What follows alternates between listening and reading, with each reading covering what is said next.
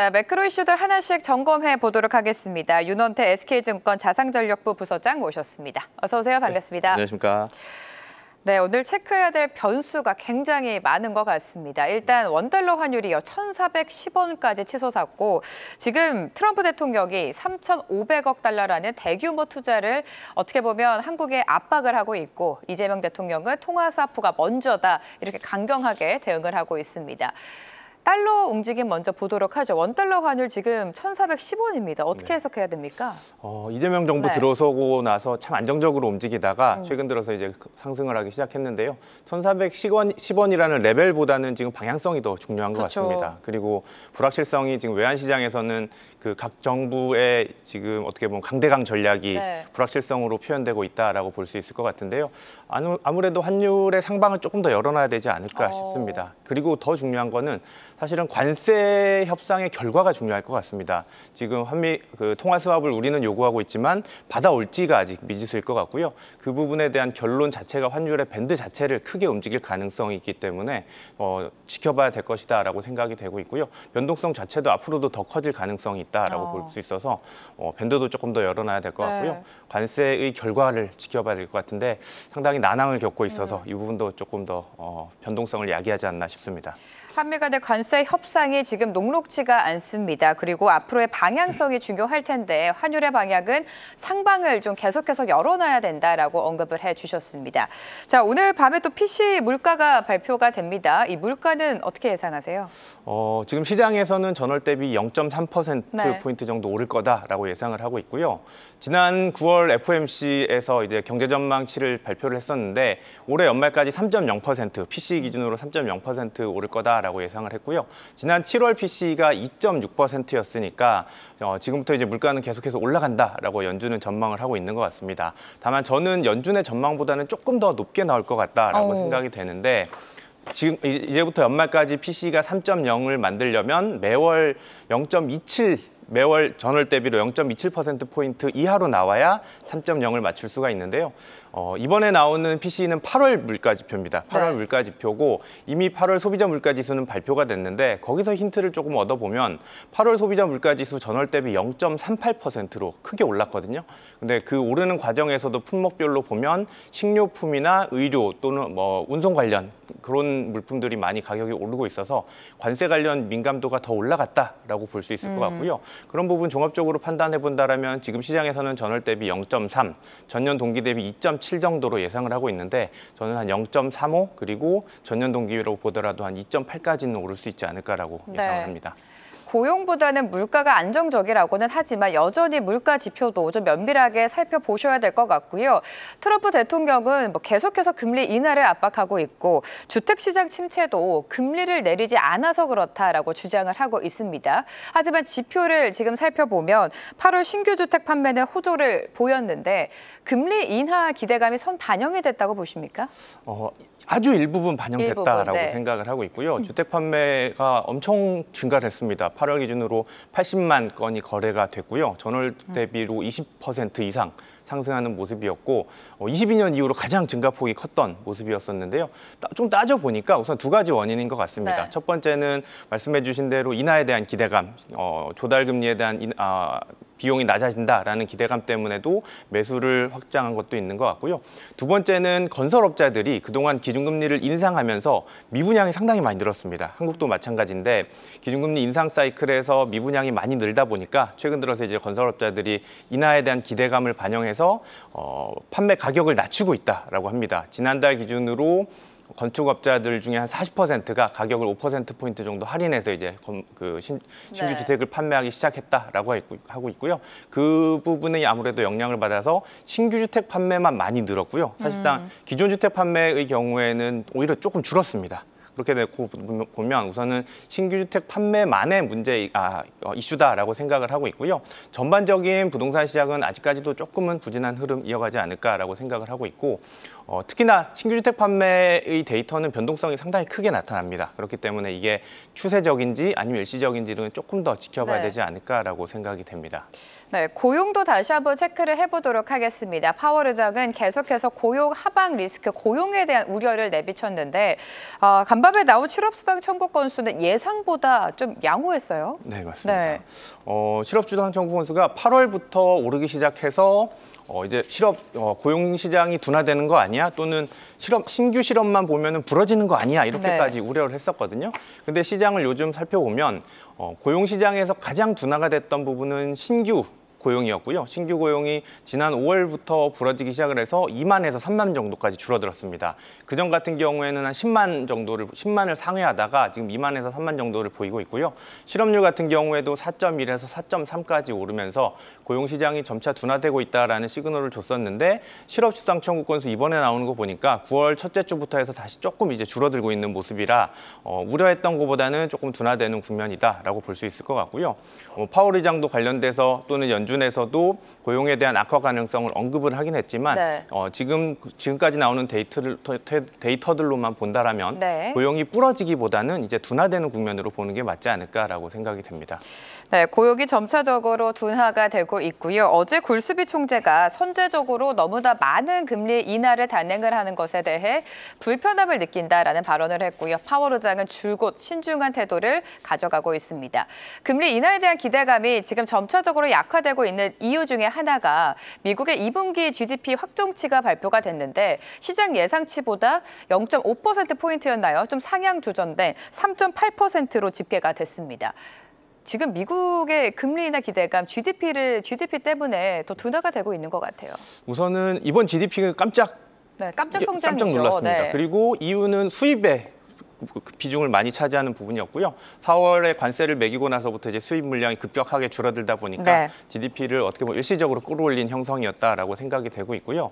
굴수비 총재 또는 파월 의장도 계속해서 지금 속도 조절에 대한 얘기를 하고 있습니다. 9월 FOMC에서 인하를 하긴 했지만 인하의 기대감을 지금 최근 들어서 강하게 심어주지는 않고 있는 상황이고요. 속도와 관련돼서도 너무 빠르게 인하할 경우에는 물가에 대한 자극을 할 수가 있기 때문에 완만한 조정이 필요하다라고 계속해서 언급을 하고 있고요. 파월의 트럼프의 인사들의 경우에는 마이런을 중심으로 해서 계속해서 인하가 필요하다라고 강조를 하고 있지만 나머지 연준 위원들에 대해서는 최근 들어서 계속해서 매파적인 발언을 하면서 10월 인하 가능성에 대해서도 최근 들어서는 조금 확률을 좀 낮춰보고 있는 그런 상황이다라고 볼 수 있을 것 같습니다. 네, 금리 인하 가능성을 두고 지금 몇 주 사이에 계속해서 바뀌고 있는 것 같습니다. 일단은 미국 2분기 GDP가 예상보다 깜짝 성장을 하면서 금리 인하 기대감이 지금 축소가 되고 있죠. 자, 그렇다면 연준이 최종적으로 올해 몇 차례 금리 인하를 단행할 것이라고 예상을 하십니까? 계속 바뀌죠. 맞습니다. 네. 지난 점도표 9월 FOMC에서 점도표를 보면 2회 인하로 중간값이 찍혔어요. 근데 보면은 19표 중에 9표가 1회 인하였고요. 10표가 2회 인하였습니다. 그러니까 딱 한 표 차로 지금 우선은 중간값은 2회를 찍고 있는 상황인데요. 시장의 분위기를 보면 10월 FOMC를 앞두고 있고 패드워치 기준으로 어제까지 10월 FOMC 확률을 90%로 보다가 오늘 아침에 보니까 지금 80%로 낮아졌고요. 그다음 12월 인하에 대해서도 어제는 70% 정도였었는데 오늘 보니까 60% 정도까지 낮아졌습니다. 아무래도 GDP가 발표된 영향도 있고 실업수당 청구 건수를 보면서도 이렇게 경기가 괜찮다라면 올해 연내 1회 정도밖에 인하할 수 없겠구나라는 네. 기대감이 점차 확대가 되고 있는 것 같고요. 제가 생각하더라도 오늘 밤에 나타나는 PCE 지표가 만약에 높게 나온다라면 그리고 다음 주에 발표되는 비농업 부분 고용자 수가 생각보다 또 잘 나올 가능성이 있기 때문에 그런 부분 감안해 본다라면 저도 연내 1회 가능성이 좀 더 높지 않을까라고 생각하고 있습니다. 네, GDP도 그랬고요. 앞으로 나올 물가나 고용 지표가 만약에 양호하게 나온다면 연내 2차례가 아니라 한 차례 금리 인하까지 좀 커질 수 있다라고 말씀을 해주셨습니다. 최근에 미국의 M2 통화량이 22조 달러까지 넘어서면서 사상 최고치를 경신을 하고 있습니다.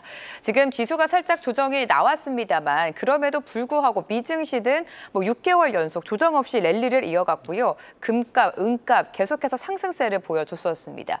이렇게 풍부한 유동성이 자산시장, 주식시장에 미치는 영향은 어디까지 보십니까? 우선은 상당히 긍정적인 환경은 맞는 것 같아요. 유동성 자체가 늘어나고 있고 미국 기업들의 실적도 상당히 호조를 네. 보이고 있는 상황이기 때문에 증시만 놓고 본다라면 당분간 계속해서 랠리를 펼칠 가능성이 있다라고 생각을 하고 있고요. 지금 뭐 증시만의 문제가 아니라 어떻게 보면 채권 금리도 일부는 하락을 했고 부동산까지 다 지금 오르고 있는 상황이라 맞물 랠리가 맞는 상황이다라고 저는 생각이 됩니다. 다만 이 맞물 랠리라고 표현했던 부분들이 과연 장기간에 걸쳐서 일어나느냐, 이 부분이 관건이 될 것 같은데요. 과거에 가장 최근에 있었던 맞물 랠리, 모든 자산들이 다 올랐던 시기를 생각해 본다라면 팬데믹 때였거든요. 근데 그때 당시는 이제 기준금리도 급격하게 내렸고 무제한 통화를 공급하다 보니까 모든 자산들이 다 같이 오르는 모습이었었는데, 지금 같은 경우에는 그때와는 다르다라고 생각을 하고 있고요. 기준금리 인하에 대한 속도도 어느 정도 완급 조절을 하려고 하는 모습이고, 거기에 더해서 이제 경기가 어떻게 보면 지금은 이제 둔화되는 사이클로 들어가고 있는 상황이기 때문에 맞물 랠리가 펼칠 가능성보다는 오히려 지금은 자산 가격 버블에 대해서 앞으로 조금 길게 보면은 우려를 해야 되는 상황이다라고 생각이 됩니다.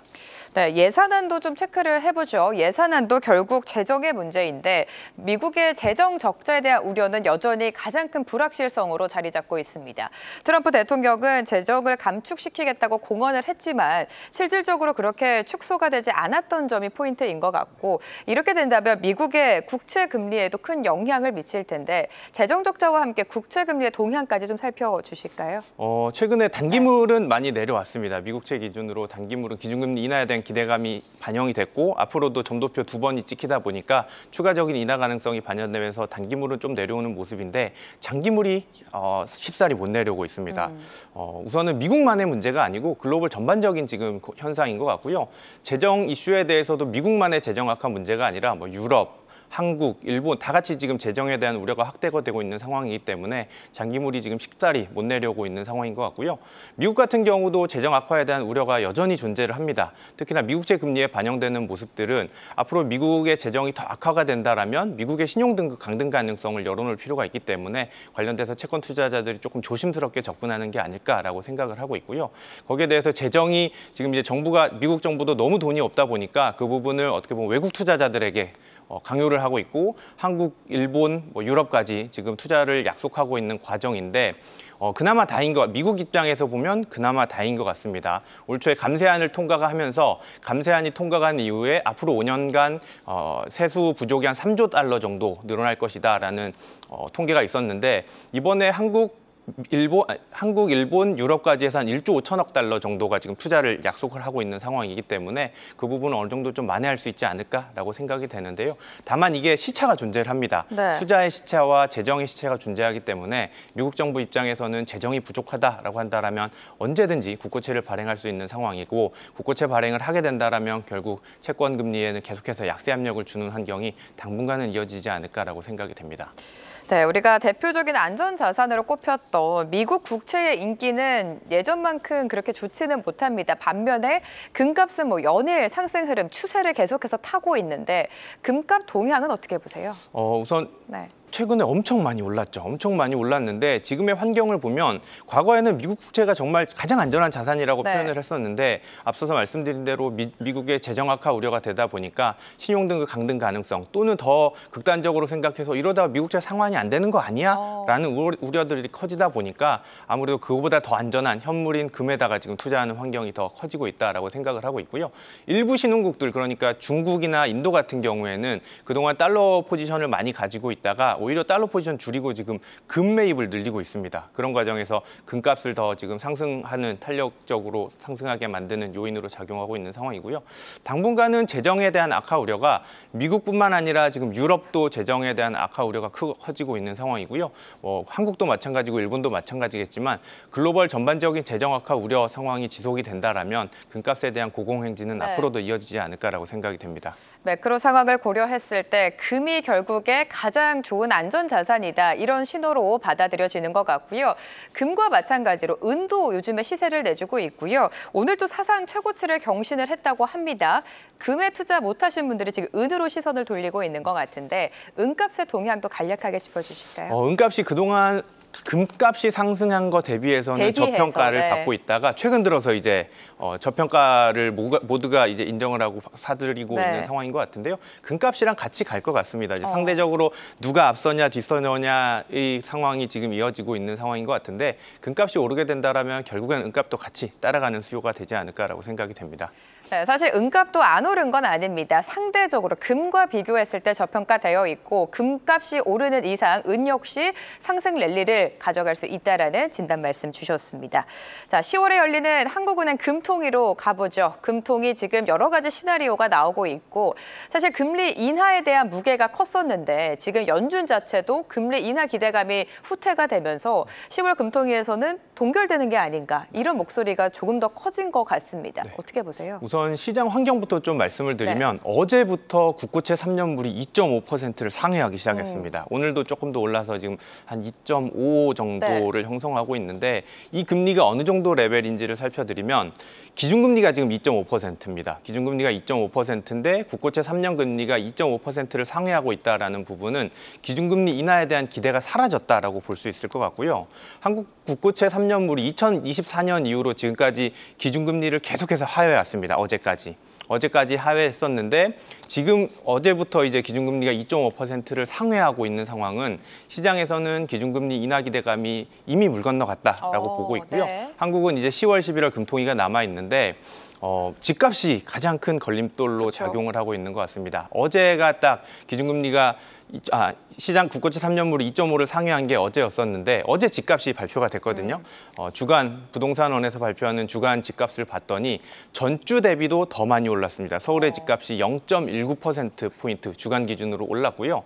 8월 금통위를 조금 복기해 보면 8월 금통위 때 동결을 했던 이유가 서울의 집값이 아직까지도 불안하다. 네. 조금 더 우리는 지켜볼 필요가 있다라고 해서 금통위에서는 동결을 했었는데요. 그리고 10월 인하 또는 11월 인하 쪽으로 무게감을 많이 실어놨었는데 8월 금통위 때 집값이 전주 대비로 0.08 정도 오르고 있는 상황이었고요. 지금 0.19까지 오른 부분을 감안해 본다라면 집값은 오히려 8월 금통위 때보다는 지금 더 오른 상황이라 그러네요. 한국은행 네. 입장에서는 집값 때문에 만약에 지난번 그 동결했던 이유를 아직까지 고수를 한다라면 지금 인하 가능성은 상당히 물 건너가지 않았나라고 생각을 하고 있고요. 문제는 11월 금통위까지도 과연 집값이 잡힐까에 대한 걱정이 존재하는 상황이고요.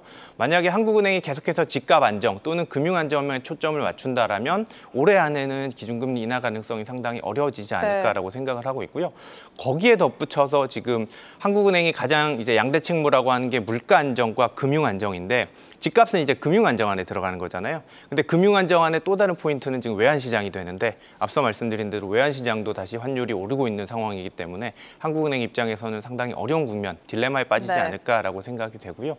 성장률만 보면 인하는 오늘 당장이라도 해야 됩니다. 근데 문제는 이제 금융 안정이라고 하는 포인트에서 금융 안정이 발목을 잡다 보니까 기준금리 인하의 가능성이 올해는 조금 더 희박해지는 상황으로 이어지고 있다라고 생각이 됩니다. 내수 부양을 위해서는 금리 인하가 필요하지만 여전히 부동산 시장이 발목을 잡고 있습니다. 8월보다 지금 분위기가 더 안 좋아졌다. 서울, 그러니까 수도권 집값은 계속해서 상승 추세를 걷고 있는데요. 현 시점에서 부동산에 대한 추가 대책이 나온다면 분위기가 바뀔 수 있을까요? 지난 6.27 가계부채는 6.27, 네. 상당히 효과적이었다라고 생각을 합니다. 그때 발표가 되고 나서 가계대출도 많이 줄어들었고 집값도 둔화되는 흐름을 나타냈는데 문제는 그 이후에 발표됐던 9.7 주택공급 대책 방안이 조금 문제였던 것 같습니다. 아무래도 실효성이 조금 낮은 정책을 발표하다 보니까 그리고 나서 이제 또 토호제를 풀기 시작을 했죠. 네. 그렇게 되다 보니까 지금 토호제가 풀린 성동구라던가 마포구 중심으로 가격이 지금 급등을 하고 있는 상황이고요. 아무래도 지금의 문제는 서울의 집값의 문제다 보니까 서울을 중심으로 한 규제는 조금 더 확대가 돼야 되지 않을까라고 생각을 하고 있고요. 여기서 이제 또 다른 문제는 뭐냐면 지금 이제 한국은행은 서울의 집값만을 문제시하고 있는데 지방의 집값은 계속해서 하락을 하고 있거든요. 문제는 한국의 GDP 안에서 건설 투자가 차지하는 비중이 상당히 높은데 그 부분이 계속해서 지금 마이너스를 보이고 있습니다. 그렇기 때문에 계속해서 제로주 수준의 성장을 보이고 있는데 정책을 조금 차별할 필요가 있을 것 같습니다. 서울 또는 수도권의 집값이 오르는 부분에 대해서는 규제를 강화해야 될 것 같고 오히려 집값이 빠지거나 지금 미분양 주택이 늘어나고 있는 지방을 중심으로는 규제를 완화 적용시켜주고 투자를 확대하는 정책을 펴야 될 것 같은데 우선은 아직까지는 6.27 가계대출은 전국적으로 다 동일하게 규제를 도입하는 상황이고요. 네. 거기에 더해서 성장률을 조금 촉진하기 위해서는 어떻게 보면 지방은 좀 풀어주는 정책이 필요하지 않을까라고 생각이 됩니다. 네, 6.27 대책 시작은 좋았으나 후속 대책들이 서울 집값을 잡기에는 조금 부족했다. 서울과 지방 집값의 양극화는 계속해서 심화되고 있습니다. 한국은행의 고민이 더 깊어질 수밖에 없는데요. IMF가 고령화가 빠른 한국은 장기적인 재정 개혁이 필요하다라고 지적을 했습니다. 앞으로도 통화 정책이 아니라 재정 확대에 조금 초점을 맞춰야 될 것 같아요. 네. 네. 한국은행이 엄청 고민이 심해질 것 같습니다. 그렇죠. 특히 10월 금통위에서 지난 8월 금통위에서 포워드 가이던스에서도 인하에 대해서 조금 무게중심을 많이 뒀는데 시장은 그래서 금통위 하고 나서 바로 10월 인하하겠지라고 생각을 했는데 지금 앞서 말씀드린 대로 집값이 발목을 잡고 있는 상황이고요. 경기만 보면은 오늘 당장이라도 어떻게 보면 B컷도 해야 될 가능성이 있을 것 같은데 문제는 그게 안 되다 보니까 지금 정부에서 이제 확장적 재정 정책을 계속해서 필요로 하고 있는 상황인 것 같고요. IMF 같은 경우에도 구조 개혁을 말해줬는데 한은 총재님도 최근 들어서 계속해서 구조 개혁을 말씀하시고 계십니다. 얼마 전에 하는 보고서를 통해서 뭐 개인 택시까지도 언급을 하고 있는 상황인데 구조개혁의 필요성은 모두가 지금 인식을 하고 있고 고령화 문제는 이제 누구나 알고 있는 문제지만 여기서 파생돼서 연금개혁이라던가 아니면 의료개혁이 필요한 상황이지만 그게 쉽사리 이뤄지지 않고 있다라는 게 문제점일 것 같고요. 정부는 확장적 재정정책을 펴고 싶어 하는데 문제는 지금 정부도 돈이 없습니다. 미국 정부도 마찬가지고 한국 정부도 마찬가지인데 정부가 세수 부족이 심화되고 있는 상황인데다가 올해 1차, 2차 추경을 단행을 했기 때문에 재정 건전성이 추가적으로 악화됐습니다. 한국의 재정 건전성은 글로벌 대비해서는 아직까지는 견조한 모습을 보이고 있는데 앞으로 확장적 재정 정책을 계속해서 펴게 될 경우에는 특히나 지금 저성장 국면이 심화되고 있는 국면에서 확장적 재정 정책을 편다라면 정부의 재정 건전성이 악화 추세를 계속해서 이어지지 않을까라고 생각을 하고 있고요. 이 부분의 부담 때문에 확장적인 재정 정책에 대해서 한국 정부도 조금은 걱정을 하고 있는 상황인 것 같고 조금 시간을 길게 놓고 봐야 될 것 같습니다. 당장은 세수 부족이 심해지고 있는 상황인 것 같고요. 한국의 경기가 조금 개선이 되고 난 이후에 확장적 재정 정책을 펴는 게 시기적으로는 좀 더 맞지 않을까라고 생각이 됩니다. 네, 지금 당장의 한국 경기 내수 시장만 보면 B컷 인하까지 단행을 해야겠지만 역시나 문제는 부동산입니다. 서울 집값이 잡힐 때까지 한국은행의 고민은 더 깊어질 것 같고요. 10월 금토기는 금리 동결이 좀 예상이 된다라는 말씀까지 들어봤습니다. 매크로인사이트 윤원태 SK증권 자산전략부 부서장과 오늘 함께했습니다. 고맙습니다. 네, 감사합니다. 계속해서 다양한 경제 이슈를 알고 싶다면 구독과 좋아요, 알림 설정 부탁드립니다. AI 캐스터 권미정이었습니다.